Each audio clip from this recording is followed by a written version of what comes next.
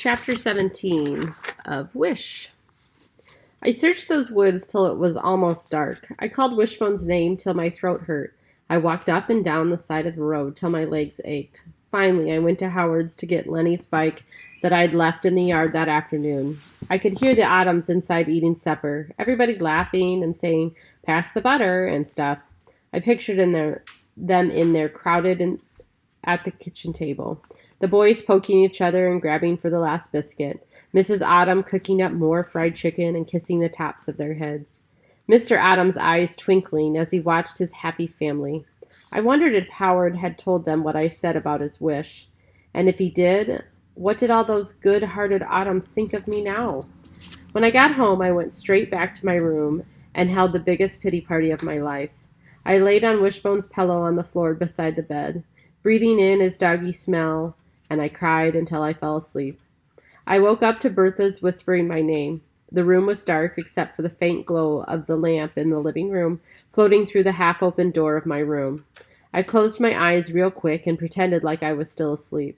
I couldn't stand the thought of telling Bertha about my day, how Wishbone didn't want to be my dog anymore, and had run off, how I had said such a mean thing to Howard. I thought maybe Bertha would leave, but she didn't. She gave me a little shake and whispered my name again. "Come get some supper," she said. "I'm not hungry," I mumbled into the pillow. "Your favorite," she said. "Grits with cheese and bacon." I shook my head. I felt like a pouty baby. I even had the urge to suck my thumb.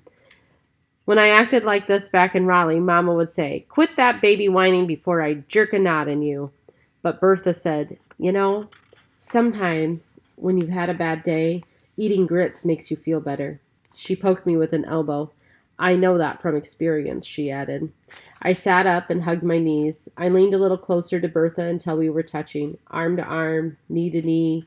She smelled like someone who had spent her days in the kitchen, bacon and coffee and cinnamon. But she looked like someone who had spent her days outdoors, arms tan and leathery, dirt under her fingernails. "Wishbone is gone," I whispered. She nodded and pushed a strand of wispy hair behind her ear. "Gus is out there looking for him," she said, "and Gus is a man you can count on." A teeny tiny glimmer of feel-better worked its way into my heart. I knew she was right about that. Gus did seem like a man you could count on. But what if Wishbone wants to be a stray again? I asked. Bertha sat up straight and took my chin in her hand. "Charlie Reese," she said, "you think that dog don't know a good thing when he sees one?" "That's what good thing?" I said in my pouty baby voice. She held up a finger each time and counted off. 1, he eats bologna for breakfast. 2, he sleeps on a pillow. And 3, he's loved by an angel. Angel? Ha! So here's where I had to go and ruin that image of me as an angel. "I said something mean to Howard," I muttered. Silence. Why had I gone and told her that? I wish I could take those words back, gather them up like butterflies in a net, stay an angel in her eyes. And then I thought this bad thought.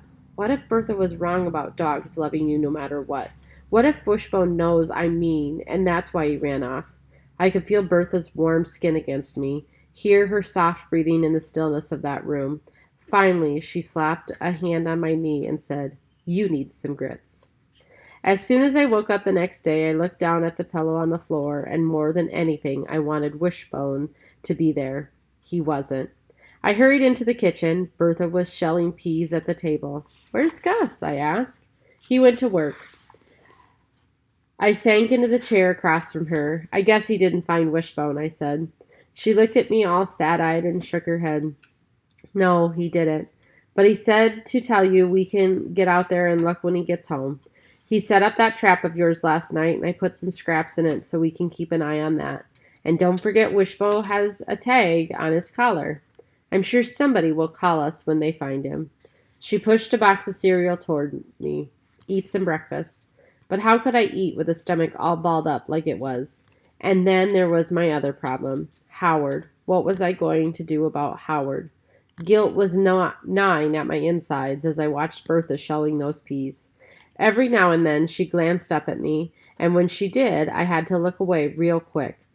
There she was over there at the other side of the table thinking I was an angel, and here I was on my side feeling about as far from an angel as anybody could be. Aren't you going to ask me what mean thing I said to Howard? I asked. She shook her head. No, I'm not. How come? She tossed a handful of peas into the bowl and leaned toward me. Charlie, she says, you can't judge people for mistakes they make. You judge them for how they fix those mistakes. She reached across the table and patted my hand. Besides, you think I haven't ever said a word or two I just wanted to snatch back? She winked. Just ask Gus if you don't believe me. Just ask Gus if you don't believe me. It was for sure Bertha had said a lot of words in her life, seeing as how she was such a talker. But I was pretty sure none of those words were mean like mine. Mean and Bertha did not go together. Now, why don't you get dressed and we'll figure out what to do about Wishbone, she said. But before I could even think about how to start this sorry day, someone knocked on the front screen door, and imagine my surprise when I saw who it was. Howard! I stood there, barefoot in my pajamas, with my hair a big rat's nest, and searched for something to say. But then Bertha jumped right in and said, Well, looky here, who showed up on our doorstep, Charlie. She held the door open. Howard Autumn in need of some cinnamon toast? I bet, she said. Or cereal, or eggs, or grits? You need some grits, Howard? He stepped inside and shook his head. No, ma'am. Then he turned to me and said, Want to pick wild strawberries? He held up an empty milk carton with the top cut off. I know where there's tons. I pushed hair out of my eyes. Y'all go and pick strawberries, Bertha said. I'll keep an eye on things here. She nodded in the direction of the trap at the edge of the yard. And then I collapsed into a puddle of sour on the couch and told Howard about Wishbone running off. When I finished, all I wanted to do was flop down and cry, but Howard said, What are you sitting here for? Let's go find him. The next thing I knew, he was out the door, grabbing his bike, leaving me to run to my room to get dressed and scramble after him.